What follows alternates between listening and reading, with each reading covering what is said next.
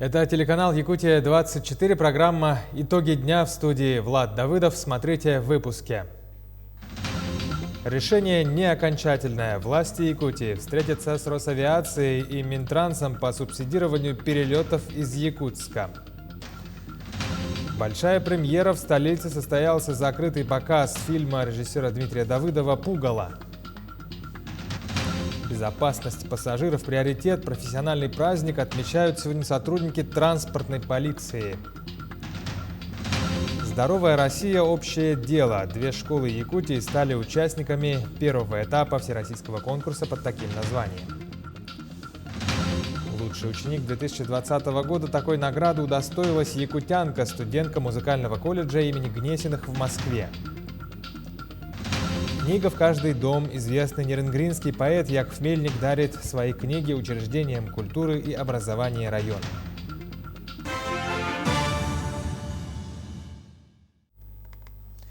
По информации оперативного штаба республики, за минувшие сутки в регионе выявили 57 новых случаев коронавирусной инфекции. Из них в Якутске 24 случая, в Мирнинском районе 7, в Нерынгринском 6, еще в 15 районах Якутии от 1 до 2 заболевших. Лаборатории региона за минувшие сутки провели свыше 2000 тестов. Тем временем 2 детских сада закрыты на карантин в связи с эпидобстановкой. Это в Вилюйском и Амгинском районах. Сообщается, что на фоне превышения порогов заболеваемости ОРВИ и гриппом закрыт детский сад Бихикчан в Вилюйске. Ну а в Амгинском районе в связи с выявленными случаями заболевания коронавирусом приостановил работу детский сад «Солнышко» в селе Покровка. Кроме того, частично закрыты 20 групп в 18 детских садах в Якутске, Чурапчинском, Нерынгринском районах.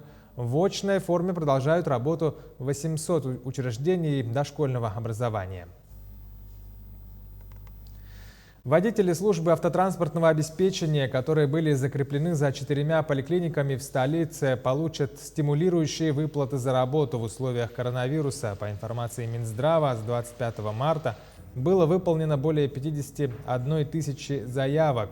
При этом непосредственно с больными коронавирусом водители не контактировали и не возили врачей, работавших с такими пациентами.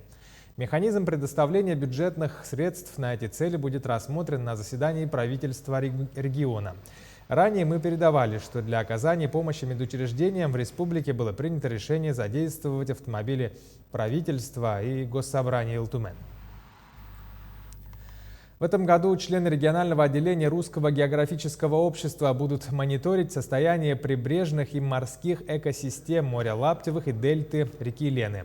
Также продолжит исследовать влияние изменений климата на состояние геосистем криолитозоны. Об итогах прошлого года и о планах на будущее говорили сегодня на заседании попечительского совета отделения РГО. Как сообщил председатель совета Александр Горохов, состоится научно-практическая конференция «Аймекон. Полюс холода», посвященная 130-летию члена-корреспондента РАН Сергея Обручева. Кроме этого, члены общества продолжат проекты по повышению уровня океана в устье Лены, изучат перспективы рыболовства в Булунском улусе и проблемы недропользования в Арктике. В прошлом году, несмотря на пандемию, у нас прошли довольно значимые и масштабные проекты. Прежде всего, это был наш проект по экспедиции с города Якутска до Новосибирских островов на катамаране. И здесь наши коллеги, наши путешественники проделали очень большой путь, почти в 3000 километров на плоту. Этот проект мы продолжим в этом году. Власти Якутии встретятся с Росавиацией и Минтрансом России по субсидированию перелетов из Якутска. В настоящее время в соцсетях и средствах массовой информации обсуждают то, что столица нашего региона не попала в субъекты Дальнего Востока, которые будут получать субсидии для перелетов в центральные города страны. По словам министра транспорта Якутии Владимира Сивцева, специальные тарифы для льготных категорий граждан сохраняются из всех аэропортов республики. Сейчас проводятся переговоры и консультации с Росавиацией по вопросу выделения дополнительных квот на субсидируемые перелеты из Якутска и Мирного. Руководством республики направлены соответствующие обращения в адрес правительства страны. Профессиональный праздник отмечают сегодня сотрудники транспортной полиции. Свою службу данное подразделение несет на объектах водного, ЖД и воздушного транспорта, тем самым обеспечивая безопасность всего пассажиропотока. Сюжет нашего корреспондента Саргаланы Неустроевой. Отдел внутренних дел на транспорте, иными словами, транспортная полиция – это тот же полицейский участок внутри порта. Его сотрудники наделены всеми полномочиями, что и обычные полицейские. Ежедневно они патрулируют веренную им территорию, чтобы обеспечить безопасность всех пассажиров. Так, за 2020 год транспортной полиции Якутского аэропорта было зафиксировано более 7 тысяч правонарушений. Конкретно по аэропорту здесь бывает в основном по документам, по документации у нас. Где-то люди летают с просроченными регистрационными документами, это иностранные граждане конкретно. Где-то российские граждане, которые вовремя не становятся на регистрационный учет. Такие моменты. Конечно, антиалкогольное законодательство тоже у нас хворает, бывает. Здесь же, помимо полицейских в форме, трудятся и братья наши меньшие кинологические собаки. Их основная задача – поиск запрещенных и взрывчатых веществ. Собака ищет в свободном поиске, получается, вот камера хранения, где люди, пассажиры оставили свои вещи, и мы ищем, получается, профилактические действия на обнаружение наркотиков. Она должна людей не бояться, должна играться, и активная быть. Это основные качества. Мы как специалисты-кинологи работаем именно непосредственно с собаками. Для человека должен понимать собаку, собака должен и работать, понимать, и любить, можно сказать. Именно на транспорте сосредоточена практически вся экономика страны. Здесь огромный пассажиропоток, контролировать который непросто. Даже оставленная на скамейке сумка или телефон гарантируют проведение практически целой операции, в которой задействован не один сотрудник. Обращаем внимание на оставленные вещи. Сумки, там бывают телефоны, оставляют люди. При обнаружении докладываем дежурную часть. Вызываем кинологическую службу. Они осмотрели, все безопасно. Мы идем в зал прилетов и актируем эту сумку. Потом, если гражданин найдется, чья-то сумка, он приходит в аэропорт, идет в комнату найденных вещей и получает свою вещь, сумку либо телефон. Ежедневно через рамки металлоискателя, то, с чего начинается работа транспортной полиции, проходит более 2000 людей. И пока вы спокойно ожидаете свой рейс, незаметно для всех проходит служба на невидимом фронте. Саргалана Неустроева, Павел Пахомов, Якутск. Ученые извлекли и секвенировали ДНК из коренных зубов 3 мамонтов, найденных на северо-востоке Сибири. Возраст находок составляет более 1 миллиона лет. Результаты исследования позволили проследить ранние эволюционные линии евразийских и североамериканских ветвей мамонтов. Статья опубликована в журнале Nature. Молодые ученые с ВФУ разработали уникальный материал, с помощью которого можно будет выращивать клетки на пораженных участках человеческого тела. Со всеми подробностями Дмитрий Тымыров. Арктический инновационный центр Федерального университета Якутии является уникальным центром. Именно в стенах этого учреждения создаются различные инновационные проекты. Одним из таких разработок считается материал, с помощью которого можно пересаживать и даже выращивать кожные покровы. Сейчас мы занимаемся разработкой матриц для дермальных эквивалентов. Проще говоря, это такие пленочки, куда в дальнейшем будут насаживаться клетки кожи человека. Клетки кожи человека, они сцепляются с данной поверхностью, начинают на ней размножаться. И затем эти матрицы, они идут как замена кожи, при различных ранах, травмах. Например, для комбустиологии – это ожоговые раны. Уникальный материал, по словам нашего героя, создается из полимера молочной кислоты, то есть он считается биоразлагаемым продуктом. Именно за счет этого он растворяется в организме человека. Смотрите, мы сначала получили такую гладкую пленку. Тут сюда насаживаются клетки кожи человека, а конкретнее фибробласты. И в определенной среде, приближенной к физиологичному, то есть инвитро, будут размножаться клетки. И когда они заполнят все это пространство, то есть они будут уже готовы к подсадке на кожу человека. Так как являются биоразлагаемыми, их, грубо говоря, положил и забыл. То есть они сами растворяются. Ну, получается, полилактит, он сам рассасывается. Расходный материал для этого ученые Северо-Восточного федерального университета закупают из-за пределы океана, а именно из США. А вот обработкой занимаются здесь, в Арктическом инновационном центре, где сегодня созданы все условия. Сзади стоит наш экструдер ProBender. На нем вот мы получаем наши филаменты, да, то есть нити для 3D-печати. На нем мы получаем наши пленочки. Там есть вот транспортерная лента. С помощью нее мы, меняя ее скорость, можем регулировать толщину нашей пленки. То есть чем быстрее эта лента принимает, да, тем тоньше становится наша пленка. Сейчас их инновационный продукт проходит апробацию в лаборатории университета, где на опытных образцах проводятся испытания этой пленки. Сейчас мы плотно работаем с клиникой, с лабораторией клеточных технологий, с клиники медицинского института. У нас скоро в марте начнутся опыты по подсадке клеток на наши матрицы, и мы как раз можем посмотреть, как быстро они размножаются на наших пленках, как хорошо они сцепляются, нужно ли какое-то дополнительное напыление на нашей пленке. И параллельно с этим мы ведем работы по изучению свойств самого полилактида.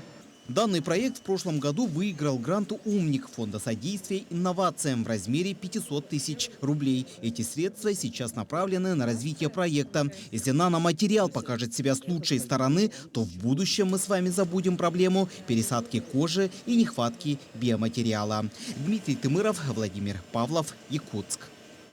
Народный артист Андрей Мягков умер в возрасте 82 лет. Он родился в Ленинграде. После окончания школы-студии МХАТ служил в «Современнике» и Московском художественном театре имени Чехова. Также он преподавал в школе-студии и написал несколько книг. Большую известность он получил в качестве киноактера. Среди его наиболее известных работ – Алеша Карамазов в экранизации романа «Братья Карамазовы», врач Евгений Лукашин в комедии «Ирония судьбы» или «С легким паром», сотрудник статистического бюро Анатолий Новосельцев в легендарной комедии «Служебный роман».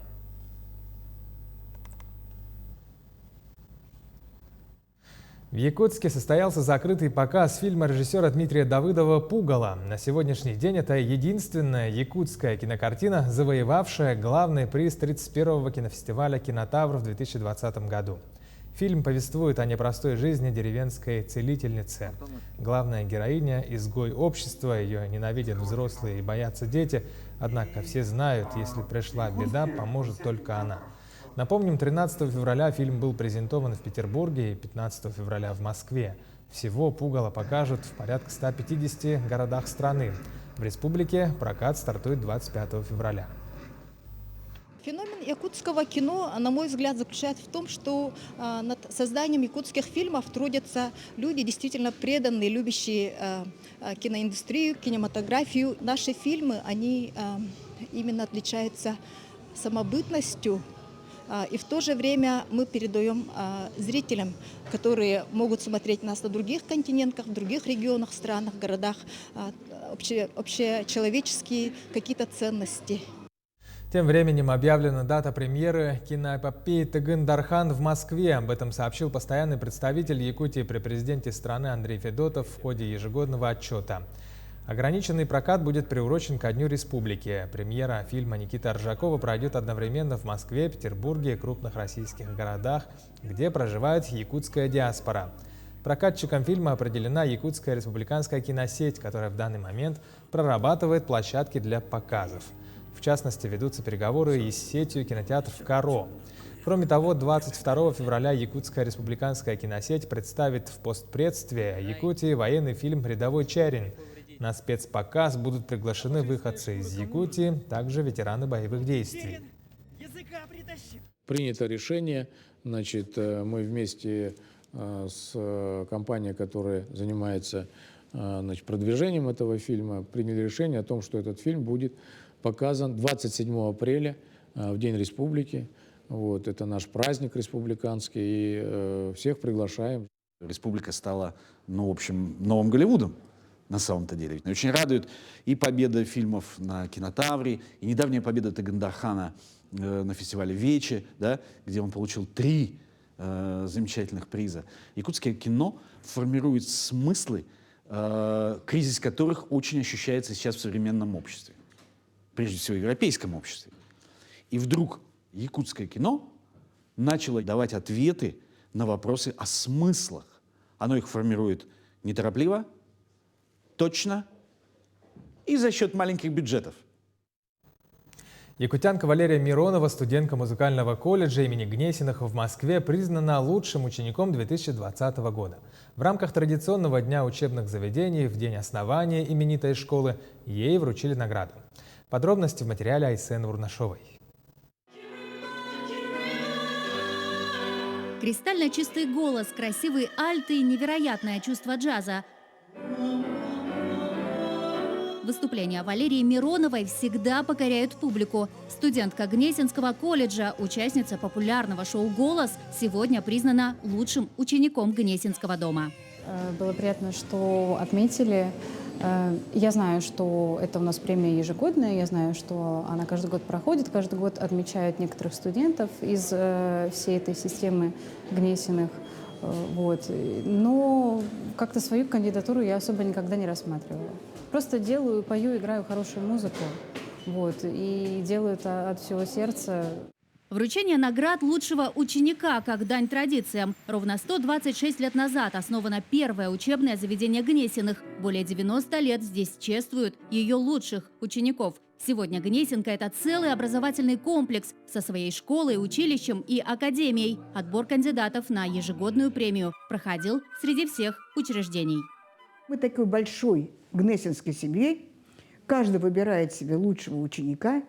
Параметры они определяются. Мы определяем им стипендию, которую награждаем ребят. Но, как правило, это бывают отличники и уже лауреаты различных конкурсов. Это лучшие из лучших. За отличной учебой и яркой творческой жизнью Леры кроется большой труд. С 6 лет еще в Нижнем Куранахе она начала заниматься музыкой. Сольфеджио и класс фортепиано, концерты в Доме культуры «Металлург». Лера оттачивала мастерство и в Новосибирске. В Москве она часто выступает, дает концерты со своей группой. Якутянка отмечает, впереди новые музыкальные горизонты. В этом году Валерия оканчивает колледж и, не изменяя гнесинским традициям, она намерена поступать уже в академию. Все дисциплины музыкального типа у нас очень сильные преподаватели, которые ведут эти дисциплины. Ты заканчиваешь одно, и сразу хочется уже другое. Я думаю, что я продолжу дальше обучение. Очень бы хотелось. Айсена Бурнашова, Виктор Олесов, Москва. В Сахатеатре имени Аюнского весь февраль посвящается якутскому языку. В рамках этого сегодня состоялась презентация первой книги пьес, переведенных на якутский язык, заслуженным артистом Якутии Кириллом Семеновым. В книгу вошли 12 лучших пьес из около 30, переведенных за последние десятилетия. Это пьесы классиков русской литературы и известных зарубежных авторов. Сборник предназначен для режиссеров профессиональных и народных театров республики, театроведов и любителей театрального искусства, литературы, драматургии. Я очень благодарен народным режиссерам нашей республики, народных театров и Министерству культуры. Это ихними силами вот книга увидела свет. Дальнейшие планы, хочу опять второй том его выпустить, потому что у меня там накопилось много за 15 лет работы. Вышло в свет уникальное издание, предназначенное детям младшего и среднего школьного возраста, в которое вошли нивские легенды, предания и сказки в переводе на 7 языках – саха, русском, авенкийском, юкагирском, английском, японском и нивском. Автор – один из самобытных писателей России, основоположник нивской литературы и алфавита, автор первого букваря учебников для сахалинских нивхов, организатор литературного движения народов Севера Владимир Санги. Составитель книги – его друг, первый заместитель председателя Государственного собрания Республики Александр Жирков. Известный нерынгринский поэт Яков Мельник дарит свои книги учреждениям культуры и образования района. Все это в рамках акции «Книга в каждый дом», рассказывает Ирина Кичигина. Около 20 лет назад Яков Игнатьевич начал свой творческий путь. Первое стихотворение, написанное им, было посвящено любимой работе. На тот момент он работал тренером в бассейне. Коллеги дали высокую оценку его творчеству, и с тех пор на сегодняшний день написано уже более 2000 книг и более 300 песен. За эти годы издано 14 книг. Издательство – дело затратное, но поэту было важно поделиться своими мыслями и переживаниями со своими земляками. Я когда в это дело втянулся, я же здесь 75-го года, кое-какие сбережения остались были. Вот. Поэтому я где-то уже больше 1,5 миллиона вложил своих денег личных в издание своих книг. А кроме того, у меня были постоянно спонсоры. За 20 лет в свет вышло около 5000 экземпляров. К своему 80-летию Яков Игнатьевич при содействии литературной гостиной «Встреча» Нерюнгринской городской библиотеки и Управления культуры и искусства Нерюнгринского района организовал акцию «Книга в каждый дом». Около 1000 экземпляров будут подарены Нерюнгринским учреждениям культуры и образования. Наш фонд нашей библиотеки пополнится сегодня новыми книгами. И наши читатели, я думаю, получат огромное удовольствие от прочтения этих изданий. Мы эти книги раздадим по поселениям нашим. У нас по поселениям 7 библиотек, кроме районной библиотеки. Поэтому, конечно, наши горожане и жители района будут очень рады познакомиться с творчеством автора. Яков Мельник – член Интернационального союза писателей. Его стихи печатают в поэтических сборниках российского и международного уровней. Сейчас он работает еще над 2 книгами «Дорога длиною в 20 лет» и «Воспоминания бывалого», где он готов поделиться историей своего творческого и жизненного пути. Ирина Кичигина, Вадим Барашков, Нерюнгри. О спорте. Вопрос о том, поедет ли Василий Егоров на Олимпиаду в Токио, остается открытым до лета. Квалификационный турнир в Париже, где боксер мог завоевать олимпийскую путевку, отменен, а лондонский, который также является отборочным, перенесен на июнь. Сейчас якутский спортсмен находится на сборах в Кабардино-Балкарии, куда приглашены 1, 2, 3 номера сборной. Тренировочное мероприятие там продлятся до 28 февраля. После недельного отдыха сборная России приступит к очередным учебно-тренировочным сборам в Кисловодске. 2 школы Якутии стали участниками первого этапа всероссийского конкурса «Здоровая Россия. Общее дело». Одна из них – Хатасская школа имени Самсоновых. Помимо образования и воспитания, учреждение делает упор на оздоровление детей. Это и пропаганда ЗОЖ, развитие потребностей заниматься физкультурой, спортом, а также привитие навыков гигиены и соблюдения режима дня. Рассказывает наш корреспондент Виктория Федорова. Пятиминутка. Так называют общую зарядку в школе. Здесь никто не остается на стороне, даже учителя. В Хатасской школе учатся 896 детей. Их здоровье на 1-м месте у педагогов. За плечами Эдуарда Николаевича 28 лет работы в школе. У нас нет цели сделать из всех детей великих спортсменов. Уже с 1 класса мы стараемся привить детям интерес к спорту и здоровому образу жизни. А уже начиная с 3-4 класса дети сами решают, каким видом спорта они хотят заниматься. Сейчас у нас есть секции волейбола, футбола, баскетбола. Также есть занятия по боксу и кикбоксингу. Школа уже 2-й год участвует в акции «Здоровая Россия. Общее дело». Здесь по принципу «сверстник сверстнику» дети учатся друг у друга. Старшеклассники-волонтеры проводят для учащихся младших классов викторины, конкурсы, демонстрируют поучительные мультфильмы. Но у нас не только классные часы, вот для детей конкретно классные часы, для старшеклассников это диспуты, ток-шоу, потому что всегда найдется человек, который, такие каверзные вопросы задает. И вот мы как раз учимся отвечать на такие вопросы, учим детей, как говорить «нет» вредным привычкам, например. В этом году свои коррективы внесла и пандемия, но дети стараются. До недавнего времени все мероприятия, вебинары и классные часы они проводили на онлайн-площадках. У нас очень популяризирован в нашей школе спорт, а также есть агроклуб, там есть и робототехника, и нанотехнологии. Также ежегодно проводится набор в республиканскую детскую юношескую спортивную школу. Но достижения в спорте – это не все. В Хатасской школе работает агроклуб, где есть первый успешный опыт по круглогодичному выращиванию овощей и растений в домашних условиях. А 3 года назад открыли кадетские классы, которые тесно сотрудничают с силовыми структурами. Я очень люблю учиться, и у меня одни пятерки. А кем ты хочешь стать? Космонавтом. Кто знает, возможно, спустя некоторое время маленький Костя станет первым космонавтом из Якутии. А пока хатасские школьники увлеченно делают физзарядку и ждут весну. А робкие лучи солнца извещают, что она не за горами. Значит, уже скоро пришкольная площадка наполнится задорным детским смехом. Виктория Федорова, Георгий Григорьев, Хатассы. Телеканал «Якутия-24» следит за развитием событий. Это была программа «Итоги дня». Будьте с нами и будьте всегда в курсе.